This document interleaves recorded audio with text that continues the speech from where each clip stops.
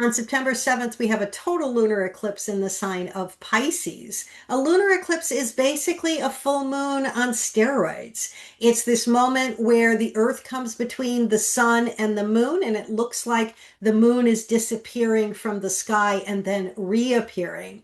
So, symbolically, eclipses always have this vibe of a karmic correction where if we're holding on to something past the moment when we should, we may be forced to let go.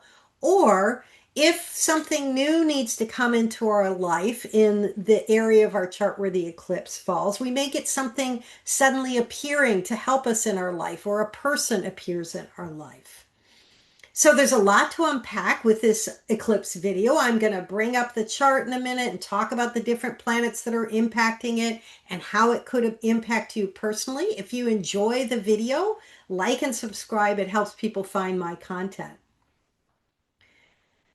So this lunar eclipse is the first in a series. Eclipses always come back to back. It's happening in Pisces, and the next eclipse is going to be a solar eclipse in Virgo in about 2 weeks. And the Pisces Virgo axis of our chart basically has to do with how we're trying to perfect ourselves in this lifetime. The Pisces is a water sign that's about deep compassion. It's ruled by Jupiter, this planet that's abundant and expansive. And so there's a certain spiritual quality to Pisces, and it can have to do with, working towards spiritual perfection in our life. And then if you look at its opposite sign, Virgo, it's an earth sign that's ruled by Mercury. It's practical and it works to perfect things on the material plane. So you see that signs that are opposite each other are different, but they share a common thread. And for Pisces and Virgo, it's this idea of improving and perfecting. Yeah. And so we're going to experience these eclipses in different houses of our chart. Different areas of our life will be impacted by the upcoming or the current eclipse season.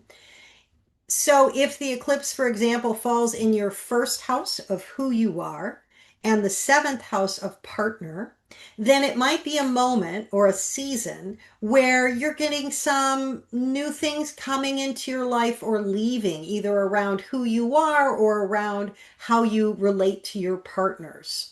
If it falls in your fourth house of home and family and ancestry and literal home, and your 10th house of career and what you do out in the world, then this eclipse season may bring changes in those areas of your life. Say you decide to quit your job so that you can stay home and spend more time with your children. That can be the one example of an eclipse along that axis.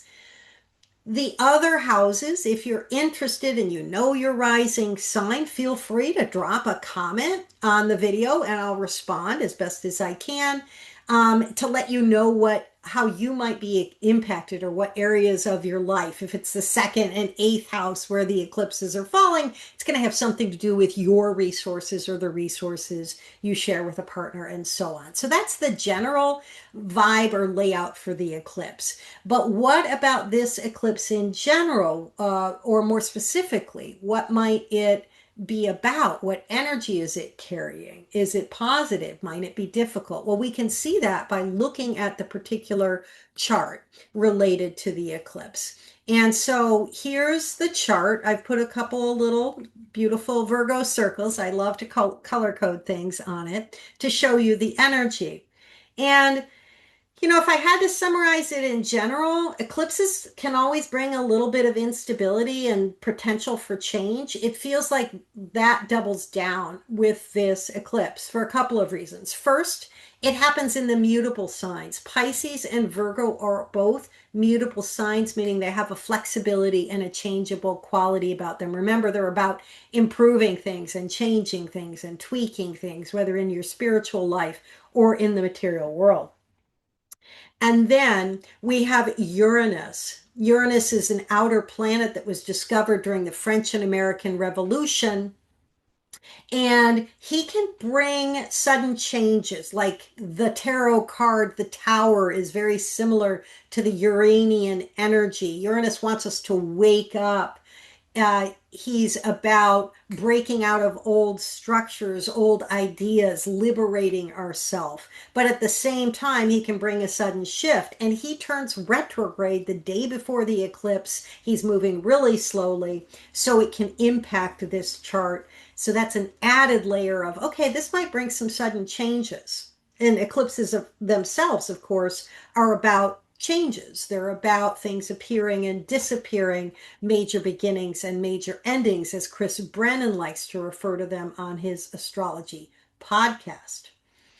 And then so you could have these changes or shakeups, and being prepared always to deal with the inevitability of changes, right? Life is change, life is flux.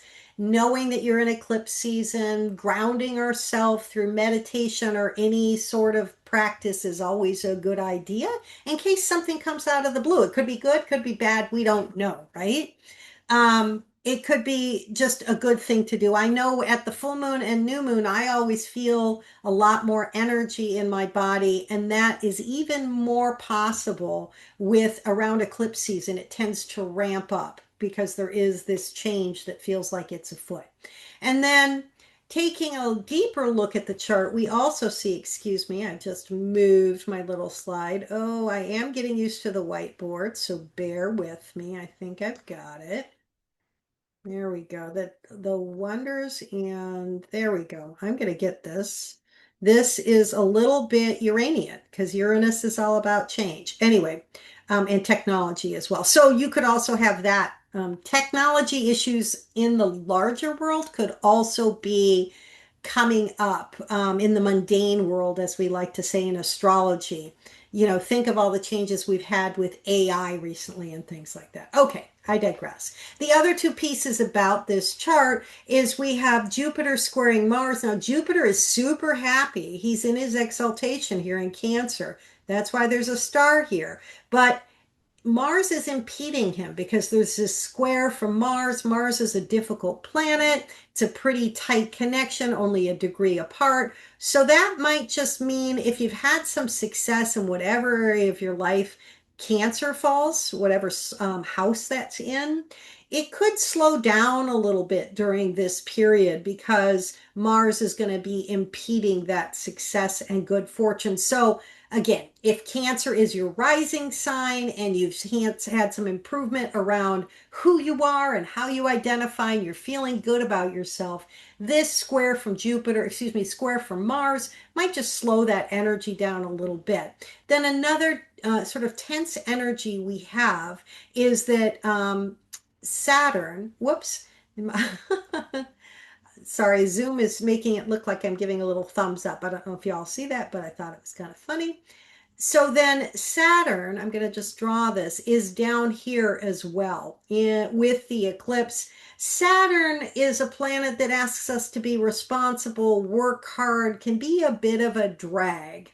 So if the eclipse is falling in your fifth house, imagine this eclipse here was in the fifth house of fun, pleasure, creativity, kids, and Saturn's there too. You can see how it might just, what do they say? Just, oh, I had a great phrase in my mind, but I've lost it. Anyway, might slow you down, might make you make the joy and pleasure of the moment decrease a little bit.